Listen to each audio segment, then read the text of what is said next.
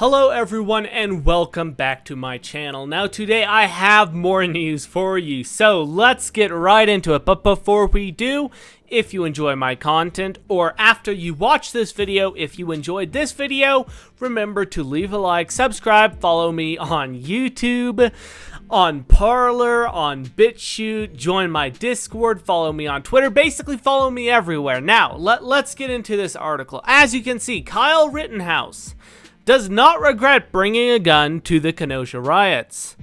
And he says, I would have died that night if I did not. I don't regret it. And quite frankly, that is the correct attitude to have. Although it is certainly to me questionable that he went in the first place, because I wouldn't have went, but I'm not going to, that doesn't even matter. That's not relevant. The relevant fact is that he brought that rifle for protection, and that is what it ended up being used for. He had to use that to protect an attempt at his life. And let's take a look at this. In his first public interview since being arrested, Kyle Rittenhouse, the 17-year-old charged with fatally shooting 2 people and injuring a 3rd during riots in Kenosha, told the Washington Post that he does not regret bringing a firearm to the riots. No, I don't regret it. I feel I had to protect myself, he said, speaking on the phone from Juvenile Detention Center where he is currently being held. I would have died that night if I did not. I was going into a place where people had guns, and God forbid somebody brought a gun to me and decided to shoot me. I wanted to be protected, which I ended up having to protect myself, he added. This is incredibly important because Kyle Rittenhouse should not be charged for any crime. It was a clear case of self-defense.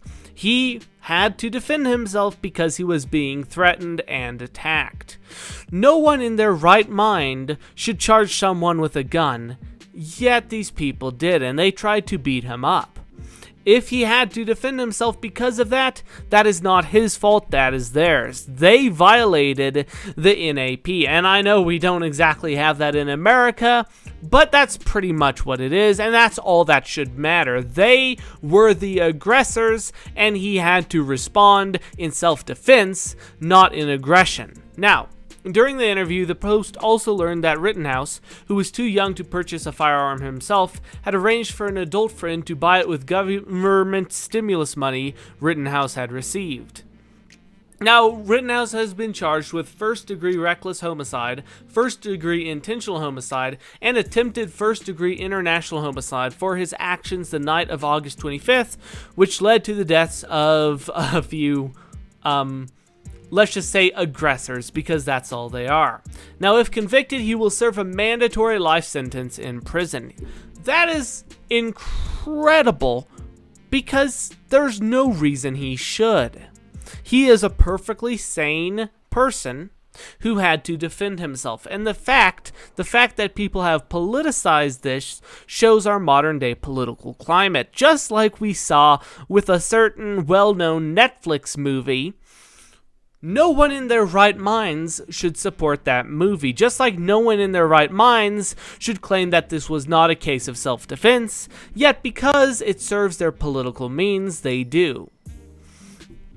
Now, as you can see, he explained to the news outlet that he was not in Kenosha that night to commit violence. He described to the interviewers how he was hoping to protect a local business against violence and help injured people receive medical assistance. The night of the incidents, Rittenhouse appeared on video saying, "Our job is to protect this business, and part of my job is to also help people. If there's someone hurt, I'm running into harm's way, and that's why I have my rifle," he continued. "To protect myself, obviously." When asked by the Post how he thought the evening would unfold, he similarly said he expected that he would mostly just be watching over the business and providing first aid for minor injuries to people. Now, attorneys for the teenager have claimed that their client acted in self-defense during the altercations that night, arguing that he was the one being chased down and attacked in each event. They even pointed out that the criminal complaint outlining homicide charges against Rittenhouse appeared to read as if he acted in self-defense. Now, in a statement in August, Rittenhouse's legal team stated that he did not do anything wrong and he exercised his right to self-defense. This is...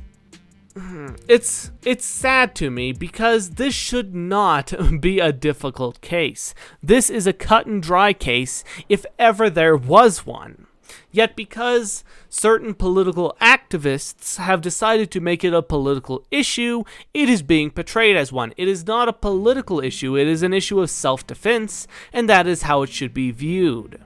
Actually, if anyone wants to check it out, and I don't normally agree with this guy, but Destiny had some really good videos breaking down the Kenosha shooting and Kyle Rittenhouse, so you can check those out. But anyway, that's going to be it for today. Let me know what you think in the comments. What do you think? Do you think he should be charged with homicide, or do you think it was just a case of self-defense? Let me know. Thank you for watching, and I will see you in the next video.